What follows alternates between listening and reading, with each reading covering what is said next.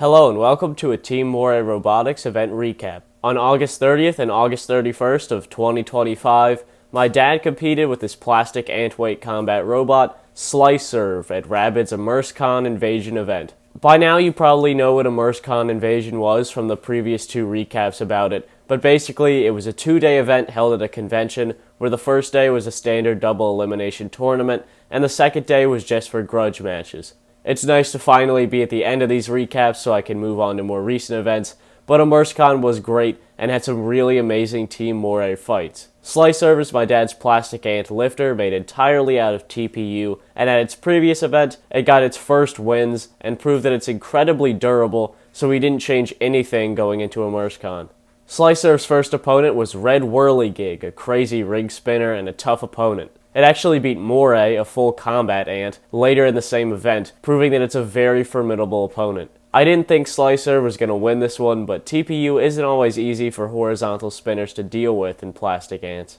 When the fight starts, Slicerve slams into Red Whirly Gig, sending it flying into the wall while remaining controlled. Slicerve doesn't capitalize on Whirly Gig's suboptimal position because it's fighting the wall instead. It looks like Slicerve is still very determined to battle the wall, and Red Whirly Gig comes in for a hit, but gets deflected by the TPU forks. The same thing happens 2 more times, making it seem like the TPU forks are significantly better against Whirly Gig than I thought they would be. Red Whirly Gig hits the wall and then Slicerve, but it just can't get any good hits on the flexible front end of Slicerve, even though it's the aggressor here. Slicerve rams Whirly Gig and gets some great control, catching it before the ring gets up to full speed. Whirly Gig becomes a UAP, and then gets deflected again. Slicerve's still angry at the kick plate, and then Red Whirly Gig gets its first good hit, coming from the side. Another slam into the wall leads to a second hit from Red Whirly Gig, but facing it deflects the ring spinner. Slicerve was clearly struggling to get where it wanted to, but I would say wins another exchange and...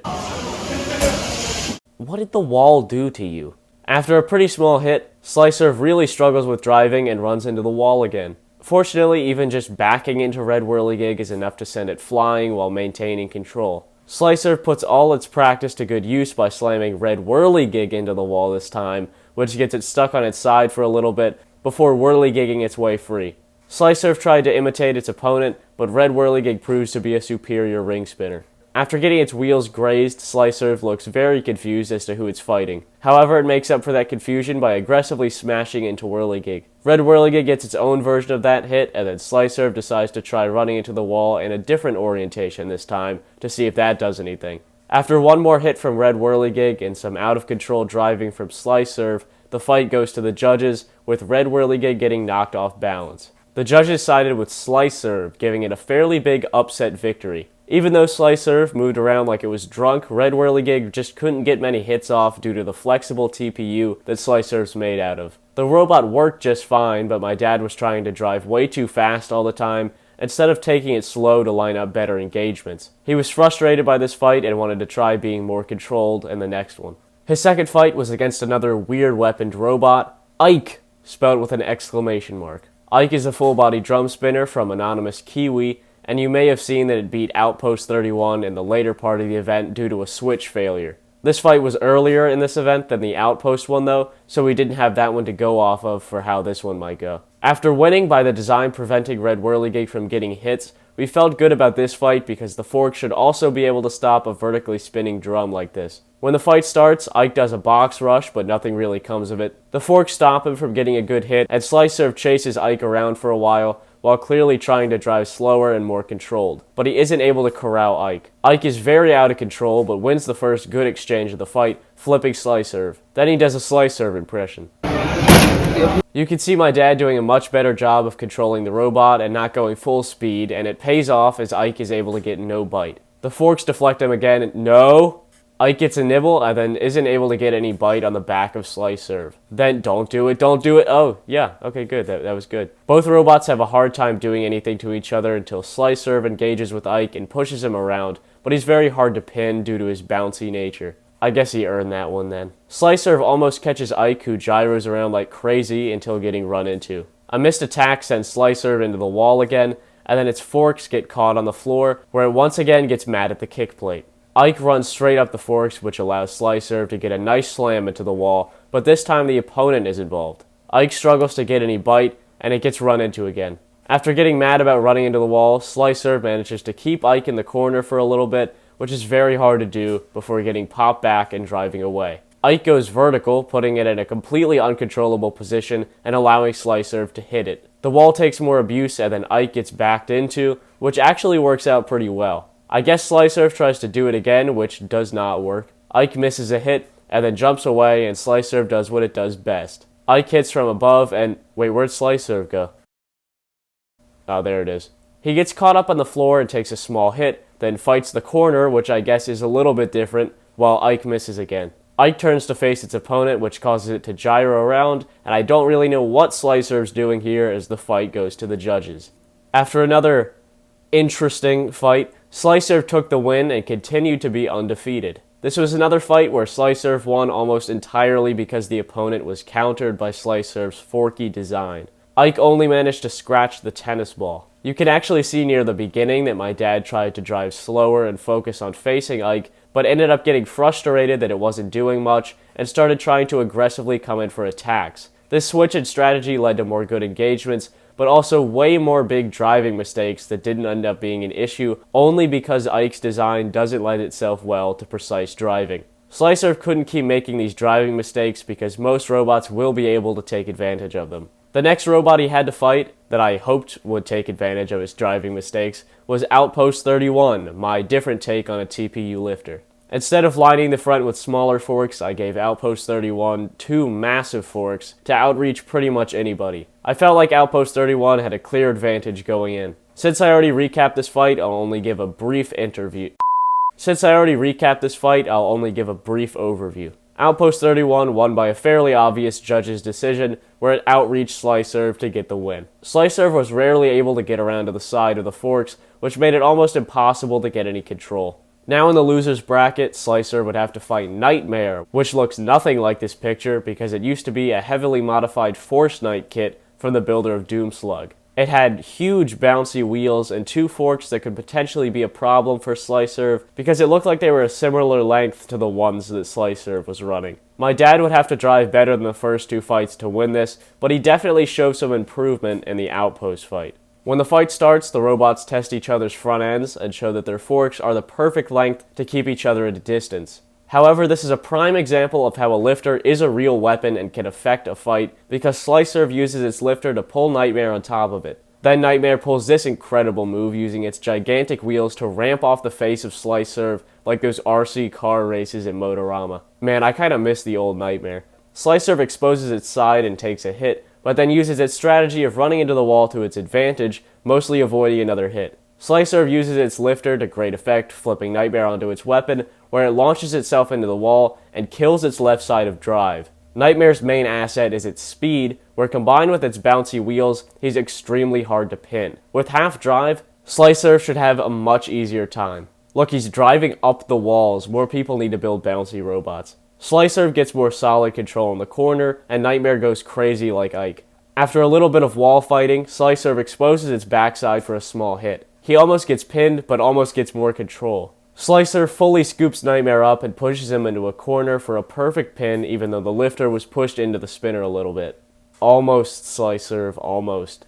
Slicer takes some time, but gets a shove into the wall. Another great use of the lifter sends Nightmare's spinner into the kick plate and flips him, which is how the side of drive went down earlier in the fight. Slicer kind of uses its back and the robots dance around in circles, but Nightmare flips itself trying to escape, setting it up for Slicer. Oops.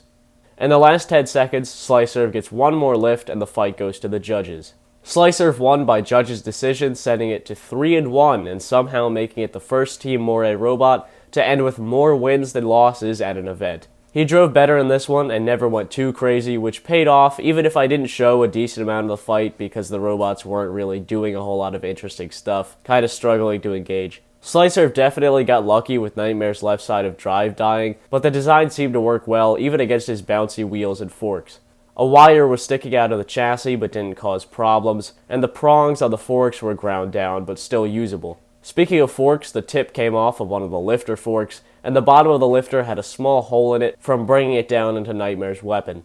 A lot of this damage here was actually from a pleatle at a previous event, but Nightmare made it a bit worse. Next, Slicerf had to fight Red Whirly Gig again after it made it up to the same place in the loser's bracket. It seemed like a fair conclusion to make that Slicerf was favored to win this, especially after my dad showed noticeable improvement since their first battle. When the fight starts, Slicerf doesn't hit the wall, and a big hit launches Red Whirly Gig into it. Slicerf maintains control pretty well, and perfectly bounces Red Whirly Gig into the wall, using its own weapon against it. It worked! Slicerf continues to show significant improvement by facing its opponent, but Red Whirly Gig sneaks a hit in. There's a big exchange with no clear winner, and another one where Red Whirly Gig is definitely getting the bite it needs. Okay, it got thrown into the wall that time, that was not a mistake. I'd say Red Whirly Gig was starting to pull ahead here, but its ring gets stopped by a lot of TPU. There are two smaller exchanges, and then everybody starts running into the wall. A perfect deflection from Slicerf leaves Red Whirly Gig balanced on its side, and he takes full advantage of this with another ram. Red Whirly Gig gets a good hit, but sends itself flying. The robots trade some small blows and prove that this fight was fairly close so far. Slicerf clearly wins this engagement though, and coins Red Whirly Gig again. Whirly Gig bounces all over the place to get itself down from the kick plate, and then becomes a flying saucer.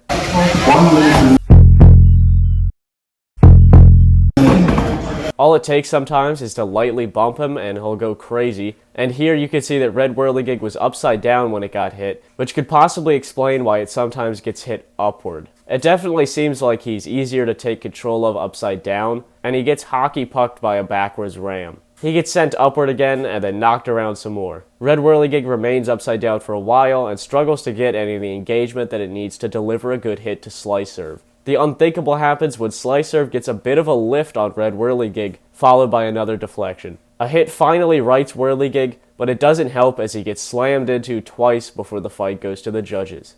Unsurprisingly, Slicerf wins again and moves deeper into the loser's bracket. This was a massive improvement over the first fight because the driving was so much better. Slicerf was able to consistently slam into Red Whirly Gig and come in for more control when the opportunity presented itself. Slicerf's next opponent would be Trainwreck, a robot that most builders in this area know to be afraid of. It's a Roach Robotics robot, and the full combat version had just beaten Moray. Casey's one of the best drivers I know, and the long forks would really make it hard for Slicerf. This one was going to be extremely tough. When the fight starts, Casey oversteers straight into Slicerf and allows him to get the ideal pin, which fully props Trainwreck's wheels off the floor. Slicerf already proves to be a tough control bot to deal with, but it takes a hit. Trainwreck starts to take control though with a series of hits. Slicerf gets thrown high into the air and then goes back to its old ways. A driving mistake from Trainwreck gets him stuck on the wall for an uncomfortable amount of time, but spinning the drum at different speeds frees him. Slicerf played this perfectly, waiting to see if Trainwreck could get down, but immediately coming in for a pin when he got free. Trainwreck's angry now and kicks Slicerf into the wall, and then shows off what a great drive system it has. Slicerf gets hit high, and really started to get outdriven here as the crazy speed of Trainwreck was too much to keep up with, even though he had to work to get a good hit off. There's another larger hit, and more trying to get the right angle, but Slicerf retaliates with another perfect pin after catching the side of a fork. He almost does it again, and does get a quick lift in, but Trainwreck pulls ahead again. Slicerf gets another pin very quickly though, and chucks Trainwreck backward to make it bounce all over the place on its drum. Yet another pin occurs in quick succession to the other ones, making Slicerf's chances look pretty good. After more attempts to get a proper hit, Trainwreck lands a few on the backside, which leaves Slicerf barely able to move, with only twitching drive and some lifter functionality as the fight goes to the judges. Near the end, the fight started to become a lot closer, but Trainwreck won the judges' decision, which is definitely due to the final moments where he killed Slicerf completely. What happened was that the switch broke apart after taking a direct hit. The same thing happened to Outpost 31 against Ultraviolet, and I had an issue with another one of these Fingertech charge switches breaking in the Outpost vs. Ike fight, so it was obviously something that needed to be improved. Other than that, the tip was ripped off the top of one of the side forks, but it held up great all things considered. Slicerf was now out of the competition, but 4-2 is significantly better than any of our other robots had done before. Slicerf tied with Outpost 31 for 5th place at this event, which might not make sense since Outpost 31 only went 2-2, but Slicerf was in an earlier round of the bracket due to an odd number of robots, and it got sent down to the loser's bracket earlier. Over the course of this day, you could clearly see that my dad's driving improved. He went from acting like the kick plate owed him money to having a close fight with Trainwreck. This wasn't it for Slicer though, because there was still day 2 of Immersecon, which was for Grudge matches. The first Grudge match was a rematch between Slicer and Outpost 31, but we switched which robots we would be driving. I already recapped this fight, so go and watch that segment from the Outpost video if you want to see more of it, but Slicer won by crowd vote this time after controlling most of the fight. Slicer's second Grudge match was against Sparky, who you might recognize from both of the previous Immersecon videos. Yes, we fought Sparky with all 3 robots. Sparky is a small vertical spinner with the chunkiest bar imaginable. When the fight starts, Slicer really takes its time getting over to the corner, but pins Sparky and then lifts him up as he starts screaming.